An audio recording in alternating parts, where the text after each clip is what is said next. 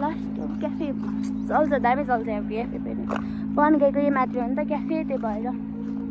eco village हो यो चाहिँ बनगाईको इको भिलेज हेर्न सक्नुहुन्छ ऊ त्यो हो के अब चाहिँ ऊ बहिनीको भन्छ त्यो अगाडि कार छ त ऊ त्यो घरमा हो मेरो चाहिँ कपाल पनि फुसिसक्यो गाइस हेर्नु म त्यहाँ गएर गर्छु बहिनीहरूको डान्स क्लासको गएर आइसक्यो मैले त्यहाँ गएर बोल्न अलि अप्ठ्यारो लाग्छ त्यही पनि म अलिअलि बिस्तारै बिस्तारै बोल्छु है ऊ गाडी चलिरहन्छ त्यहाँ अर्घाँचीतिर गइरहेको नि कि ए हाम्रो चाहिँ आएन तर यस्तो हुन्छ पहिला लिन्छ त कस्तो भइरहेको राम्रो भइरहेको राम्रो मस्त भइरहेको छ अरे आज चाहिँ 6 महिनाको बहिनीलाई ऊ फर्म भरिदिएर आम गएको छु म अघि नै 6 महिनाको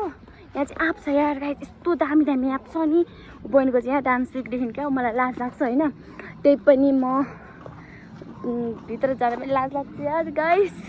यहाँदेखि तल हो के कस्तो कस्तो हुन्छ के म त्यो डान्स सिक्दैन होइन अब फाइनल भित्र जाँदैछौँ गीतहरू बजिरह मेरो बोली खासै सुनिन्न होला होइन त्यही पनि डान्स सिक्दैछ बहिनीहरूले चाहिँ होइन तर म त्यस्तो खासै बोली सुनिन्न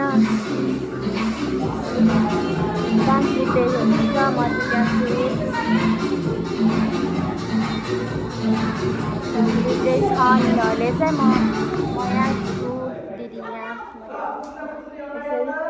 अब यहाँ डान्स केटाकेटीहरूले ऊ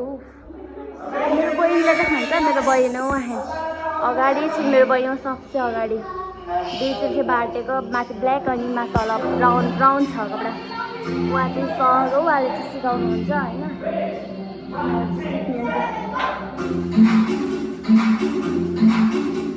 कत्रो डान्स गर्छन् यार हेर्नु न बहिनीहरूले मलाई यति डान्स गर्न आउँदैन बरु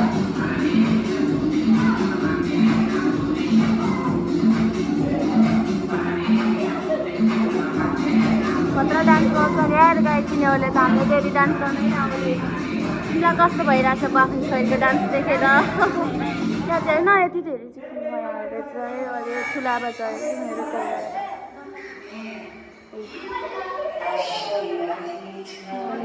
मेरो बहिनी उहाँ अगाडि चाहिँ सबसे अगाडि त्यही भएर खासै देखेँ खुब जोस जोसमा उयो जाने केटीकेटीहरूले फेरि दामी दामी सिकाइरहनु गर्दा अहिले चाहिँ है यस्तो डर लाग्यो